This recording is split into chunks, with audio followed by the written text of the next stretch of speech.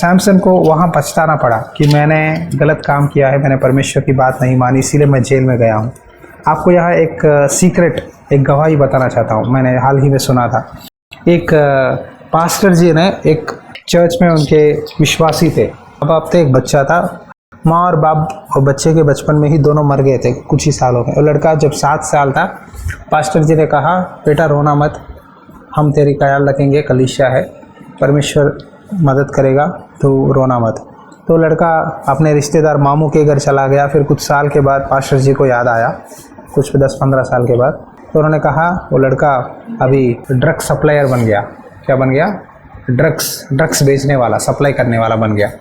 तो पास्टर जी को ये बात सुनते हुए बहुत दुख लगा। बचपन में बच्चा अच्छा था, चर्च आता था, भजन गाता था, हाथ ताली बजाता था, उसके माँ बाप गुजर गए, अब ये कैसा ड्रग सप्लायर बन गया। मैं उससे बात करना चाहता हूँ, अगर मैं बात करूँगा तो लड़का बदलेगा। पास्टर जी ने वो लड़का का एड्रेस पहचाना, पूछा, और पूछताछ करके किसी भी तरह से लड़का जिस फ्लैट में रहता है वो फ्लैट गए और दरवाज़ा खटखटाने लगे कि मैं फलाना पास्टर हूँ, तुम मुझ जानते हो। तब इमीडिएटली लड़का ने पहचाना, हो पास्टर जी आप है, मैंने बहुत साल हो गया, आइए आइए बैठिए। तो पास्टर जी ने कहा, मैंने सुना है कि तू अब ड्रग सप्लाई करता है, तेरा एज बहुत छोटा है, देख तेरे माँ बाप मर गए हैं, तो ऐसा करना सही नहीं है, तो एक बार चर्च को आ, परमेश्वर तुझे बदलाएंगे, आशीष देंगे, यीशु मसीह आपसे प्यार करते हैं, आओ। तो बोला, ज़रूर पास्टर जी, अगले संडे आपके चर्च में मैं फर्स्ट लाइन में बैठूंगा। पास्टर जी बहुत खुश हो गए। पास्टर जी ने सोचा कि चलो ये बेटा मेरी बात मान गया, आ जाएगा, और परमेश्वर ने इसको बदला दिया। चले गए। संडे हुआ, मीटिंग हुआ, फर्स्ट लाइन में लड़का दिखाई नहीं दिया, चर्च को ही नहीं आया।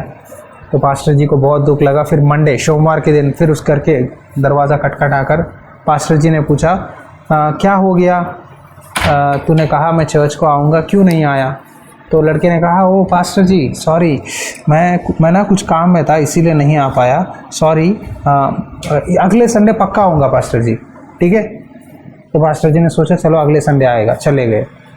अगले संडे भी फिर भी वो नहीं आया। फिर पास्टर जी फिर मंडे गए, क्या हुआ, क्यों नहीं आए? बोला, पास्टर जी मुझे एक अर्जेंट काम आ गया था तो मैं नहीं आ पाया, मैं फिर अगले संडे आऊँगा। इस तरह अगले संडे कहते हुए 2 महीने बीत गए। कितने? 2 महीने, 3 महीने बीत गए, सॉरी 3 महीने बीत गए। बीतने के बाद पास्टर जी बहुत उदास हो गए, ये क्या है, मैं हर संडे बुला रहा हूँ, ये लड़का नहीं आ रहा है, फिर मैं मंडे जा रहा हूँ, ये कह रहा है कुछ ना कुछ बहाने बता रहा है। तो फिर भी परमेश्वर ने कहा, नहीं जा, इससे एक बार बात करके आ। तो जब गए, लड़का ना दरवाज़ा मारते ही खोला गुस्से में, हाँ बोलिए क्या है पास्टर जी, क्यों आए? तो पास्टर जी ने कहा, मैं 3 महीने से तुम्हारा पीछा कर रहा हूँ, चर्च को आओ बेटा, क्यों नहीं आ रहे हो, परमेश्वर आपसे प्यार करते हैं। तो लड़का ने कहा, तू समझदार है मूर्ख है, मुझे मालूम नहीं हो रहा है, मैं 3 महीने से बोल रहा हूँ आऊँगा लेकिन नहीं आ रहा हूँ, इसका मतलब क्या है? मुझे चर्च को आना पसंद नहीं है, ठीक है, मुझे चर्च को आना ही पसंद नहीं है। क्या तू बुद्धिमान है, मूर्ख है, मुझे समझ में नहीं आता, क्या तू पागल है कि बार बार मेरा पीछा करता है? मैंने बोला मैं नहीं आऊँगा, मैं अब बोल रहा हूँ मैं नहीं आऊँगा, मैंने तुझसे झूठ बोला। तुझको तो समझना चाहिए कि 1 बार आया, 2 बार आया, 3 बार आया, 2-3 महीने से तू मेरा पीछे घूम रहा है, फिर भी मैं नहीं आ रहा हूँ, तो मुझे पसंद नहीं है, मुझे आना पसंद नहीं है, चले जा बोल के लड़के ने डांट कर भेज दिया। पास्टर जी उम्र में बहुत बड़े थे, 70 ईयर्स था, सर झुकाकर उदास से चले गए। फिर अगले दिन फिर दरवाज़ा, वो लड़के के दरवाज़ा खटखटाए, उसकी आंखों के सामने पास्टर जी है। पास्टर जी ने कहा, चर्च को आ बेटा। तो लड़का ड्रग्स लिया हुआ था, गुस्से में पास्टर जी के मुंह पर एक मार मारा, मारते ही दांत टूट गया, मुंह में से खून निकलने लगा, पास्टर जी गिर गए। वो लड़का ने चिल्लाया, मैंने बोला कि मैं नहीं आऊँगा, मुझे पसंद नहीं है, तुम क्यों मुझे सता रहे हो, मुझे नहीं चाहिए प्रभु। तब पास्टर जी उठकर कपड़े साफ करके बोला, Jesus needs you, Jesus wants you, परमेश्वर तुम्हें चाहते हैं, परमेश्वर ने तुम्हें चुना है। ये बात बोलकर वहाँ चले गए। बाद में रेड हुआ, लड़के को पकड़े और लड़के को एक बड़ा सा डंजन, कहते हैं डंजन मतलब अंधकार, जेल में डाल दिए। इतना अंधकार कि उसको कुछ भी दिखाई नहीं देता। 10 साल के लिए वो लड़के को एक डंजन में डाल दिए। ये गवाही यहाँ इंडिया में नहीं हुआ, विदेश में हुआ था। तो उसे डंजन मतलब अंधकार की जो कोठरी होती है ना, काल कोठरी, अंधकार की कोठरी में डाल दिए। डालते ही ना उसको पागलपन आ गया, डिप्रेशन आ गया, क्या करूं कुछ मालूम नहीं हो रहा था। तब उसको पास्टर जी याद आए, ठीक है। याद आते ही तब उसको याद आया कि उन्होंने इतने बार मुझे चर्च को बुलाया, मैं नहीं गया, मैंने गलत काम किया। कहते हुए सोच रहा था, पछता रहा था। तब उसके कमरे में एक रोशनी आई। आते ही ना वो रोशनी में एक बूढ़ा व्यक्ति, पास्टर जी, जिसके दांत नहीं हैं, जिसके चेहरे पे है ना गाल, मुंह में से खून निकल रहा था, वो दिखाई दिए। तो लड़का ने कहा, आप कौन है, आप कौन है? तब आवाज़ आई, मैं प्रभु यीशु मसीह हूँ। क्या आप प्रभु यीशु मसीह हो? तो आपका दांत क्यों टूट गया है, आपके मुंह में से खून क्यों निकल रहा है? तब प्रभु यीशु मसीह ने कहा, उस दिन मैं ही पास्टर के रूप में तुझे दिखाई दिया, तुझसे कहा कि चर्च को आ। हकीकत में पास्टर जी नहीं आए, अगली बार मैं आया था, लेकिन तूने मुझे मारा था, नशे में तूने मुझे मारा, मुझे घायल किया।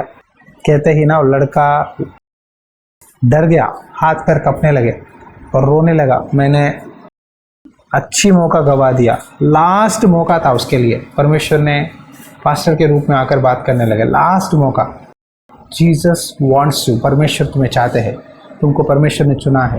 वो बात बोलकर चले गए, लड़का बात नहीं माना, पुलिस पकड़ लिए, जेल में डाल दिए। तब लड़का बोला, मैंने कितने मौके गवा दिया, 3 महीने पास्टर जी मेरे घर हर मंडे सोमवार आकर खटखटाने लगे। मैं पागल हूँ, पागल वो नहीं है, मैं पागल हूँ। अगर मैं चर्च को आया होता तो मेरी ज़िंदगी सुधर जाती थी, मैं इस जेल में, इस काल कोठरी में नहीं बैठता था। कहते हुए बहुत रोने लगा, बहुत पछताने लगा। तब क्या करे, गलती काम तो किया, बाहर नहीं जा सकता। 10 साल पूरा जेल में ही रहा। तब उसने जेल के अधिकारियों से एक मौका पूछा, मुझे एक मदद करो, मुझे एक बाइबल ला के दे दो, बस मैं बाइबल पढ़ूंगा और कुछ नहीं चाहिए। वो अंधकार में बाइबल ले लिया, टॉर्च लाइट मांगने लगा, टॉर्च लाइट रखकर बाइबल पूरा बाइबल जेल में पढ़ने लगा। बाद में बाहर आया, चर्च को गया, विश्वासी बना। फिर अब वो व्यक्ति पास्टर है, परमेश्वर ने उसको पास्टर बनाया। तो जब आपको परमेश्वर मौका देता है, पास्टर जी के द्वारा बोलता है चर्च को आओ, चर्च को आओ, तो ये मौका आखिरी मौका जैसा है, याद रखो। मौका को गवाओगे, लड़का का जीवन देखो, जाके जेल में 10 साल बैठ गया, 10 साल रोने लगा। जब परमेश्वर आपको पास्टर के द्वारा कहते हैं चर्च में आओ आओ, तो हल्का सा मत लेना, लोगे ना बहुत पछताओगे। क्योंकि परमेश्वर जब कुछ लोगों को चुनता है, परमेश्वर चाहता है कि सब आशीष पाए, सब चंगाई पाए। ये लड़के को 3 महीने मौका दिया परमेश्वर ने, आओ आओ, लेकिन लड़का ने गवा दिया। सैमसन ने भी ऐसा ही किया, हर एक मौका को गवाता रहा, हर एक मौका को गवाता रहा। बात नहीं मानता था, अपनी मर्जी करता था, अपने मन के अनुसार चलता था। जितने भी बार बोले पाप से, व्यभिचार से खेलने लगा। एक व्यभिचारी स्त्री के गोद में बैठकर मजाक कर रहा था, झूठ बोल रहा था। मजाक क्या हो गया, सीरियस हो गया और फंस गया। आखिरकार सैमसन ने क्या किया बताया, सैमसन को भी जेल में डाल दिए बहुत साल, जिस तरह लड़के को डाले थे सैमसन को भी डाल दिए। तो सैमसन को उस फिलिस्तियों के देवी देवताओं के सामने बलि देने के लिए कोशिश कर रहे थे। उन्होंने कहा हमारा भगवान दागोन ने हमें अपने शत्रु को अपने हाथ में दे दिया, सैमसन को, हम सैमसन को मार देंगे बोलकर सबके सामने उसको बाहर लाए, उसको हंसी मजाक उड़ाए, उसको सताने लगे। तब सब लोग शराब पीने लगे और कहने लगे सैमसन को नचाओ, कुछ काम कराओ, खेल खिलाओ। तो सैमसन को बाहर लेके आए और 2 खंभों के सामने खड़ाए। तो ये बार सैमसन ने कहा मुझे जहाँ 2 खंभे हैं, पिलर्स, वहाँ मुझे खड़ाओ, मैं उसे पकड़ने दो, क्योंकि वो अंधा बन गया ना, कुछ नहीं दिखाई दे रहा था। तो वो पूरा टेम्पल उस दागोन की मंदिर में सैमसन को खड़ाए। सैमसन वो जो खंभे है ना, 2 खंभे के सामने खड़ा हुआ था। तो पढ़ेंगे क्या लिखा है, 26 से लेकर पढ़ो, आपको पता चलेगा क्या हुआ। 16-26 से लेकर आखिरी मौका परमेश्वर से उसने पूछा था। क्या पूछा, परमेश्वर एक बार प्लीज, एक बार मेरी शुद्धि ले, हे प्रभु यहोवा, एक बार मुझे मौका दे, अब की बार मुझे बल दे, मैं रिवेंज लेना चाहता हूँ, एक बार मौका दे परमेश्वर, कहते हुए परमेश्वर से दुहाई दी। परमेश्वर ने उसको ताकत दिया। जो दागोन टेम्पल मंदिर में थे, और मंदिर में फिलिस्तीनियों के सरदार, वहाँ के गांव वाले सब लोग खड़े हुए थे। वो बल से ना 2 खंभों को ऐसा बेंड किया, छत के ऊपर खड़े हुए 3000 पुरुष स्त्री सब लोग, जितने लोग थे सब लोग मर गया। उसने कहा मैं भी इनके साथ मर जाऊंगा, और वो भी मर गया। तो ऐसा परमेश्वर ने उसको एक और मौका दिया, और परमेश्वर ने उसको इजराइलियों पर 20 साल एक न्यायी की तरह रहा। परमेश्वर ने सैमसन को न्यायी की तरह चुना। परमेश्वर ने सोचा कि उसके जीवन के द्वारा और भी बड़े बड़े काम करूं, लेकिन उसके ऊपर जो प्लान्स थे वो नहीं हो पाए, क्योंकि परमेश्वर की बात सैमसन ने नहीं माना। अपने जो बुलावट है, अपनी शक्ति है, उसने गलत चीज़ों पे इस्तेमाल किया। आज आपका पैसा, आपका समय, आपकी आत्मिक जीवन अगर आप गलत चीज़ों पर इस्तेमाल करते हो तो परमेश्वर आपको छोड़ देता है। परमेश्वर नहीं रहते। बस आप दिखावा के लिए सैमसन की तरह रहते हो, मसीही लेकिन विश्वासी की तरह, लेकिन आपके अंदर परमेश्वर नहीं रहते। कभी भी आपको दिया हुआ टाइम, काम, परिवार, चर्च, इन सारी चीज़ों को नेगलेक्ट मत करो। मिस नहीं करना है। मिस करोगे आप बहुत बड़ा नुकसान देखोगे। सैमसन ने मिस कर लिया, अपना बल मिस कर लिया, अपनी शक्ति को मिस कर लिया। सही चीज़ों पे लगाने का जो अभिषेक था ना, अभिषेक को गलत चीज़ों पर इस्तेमाल करने लगा, समय को गलत चीज़ों पर इस्तेमाल करने लगा, शरीर को गलत चीज़ों पर इस्तेमाल करने लगा। इसीलिए परमेश्वर ने उसको बहुत मौके दी। परमेश्वर हर बार कहने लगे मेरी बात मान, लेकिन वो अपना मन अपने आंखों के सामने जो पसंद है वही करता रहा। लेकिन हालांकि उतने मौके देने के बाद भी जब वो फिर भी अपने शरीर से पाप किया और झूठ बोलने लगा, अपने बुलावट पे जब उसने झूठ बोला, परमेश्वर ने उसको छोड़कर चले गए। और बाद में आखिरकार उसके आंखें निकाले गए, बहुत साल जेल में था। फिर परमेश्वर ने उसको, जब उसने दुहाई दी, चलो उस समय परमेश्वर ने मदद किया, लेकिन उसके ऊपर जो होना था वो नहीं हुआ, लेकिन दूसरा और हुआ। अगर आपके घर में परमेश्वर किसी को चुनता है तो बहुत संभाल के रहना है।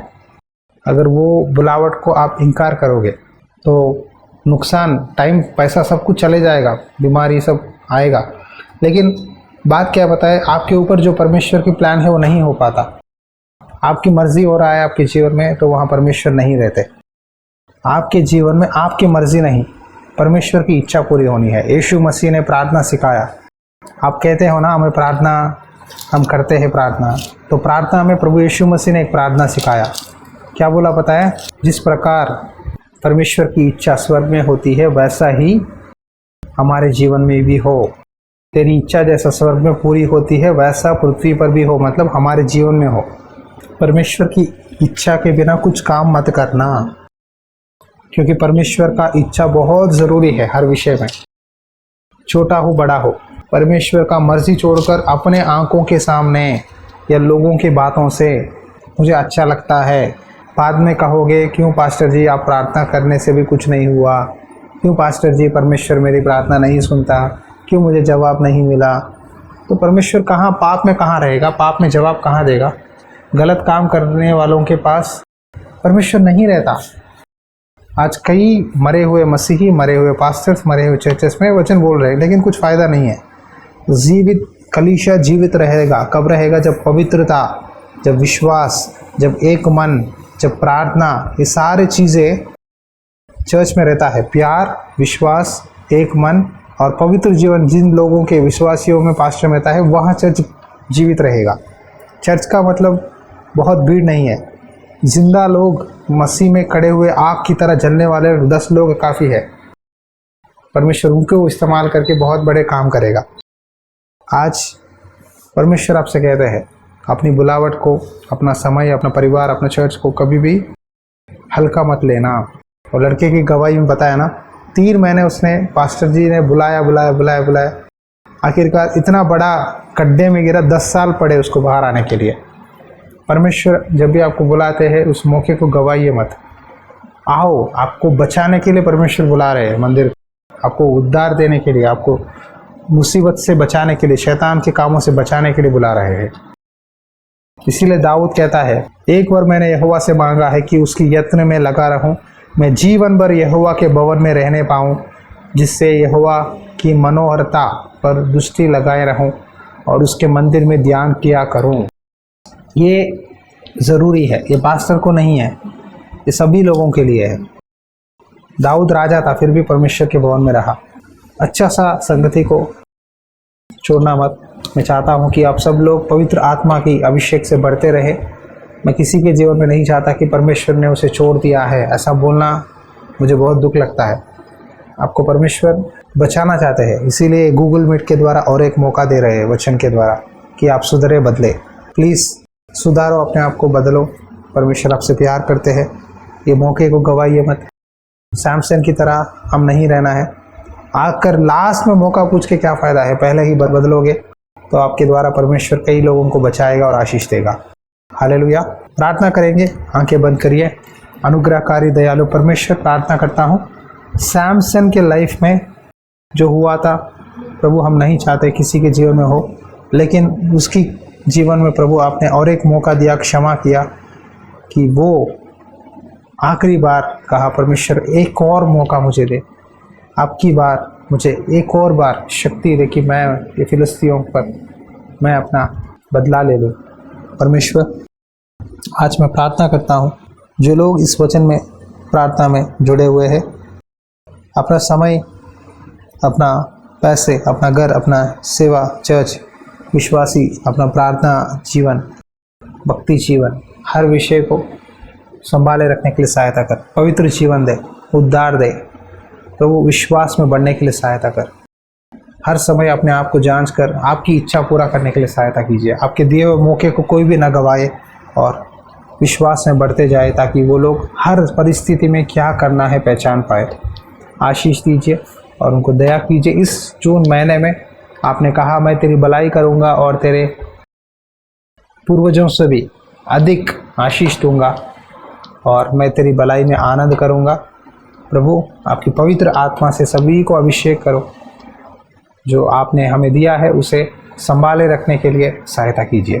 हमारा समय, हमारा प्रार्थना, हमारा परिवार और परीक्षा, हर विषय में ईमानदार रहने के लिए सहायता कीजिए। यीशु मसीह के नाम पर प्रार्थना करता हूँ, आमीन, आमीन। हमारा पिता का प्यार, प्रभु यीशु मसीह के अनुग्रह और पवित्र आत्मा की संगति सदा आपके साथ बनी रहे। आमीन।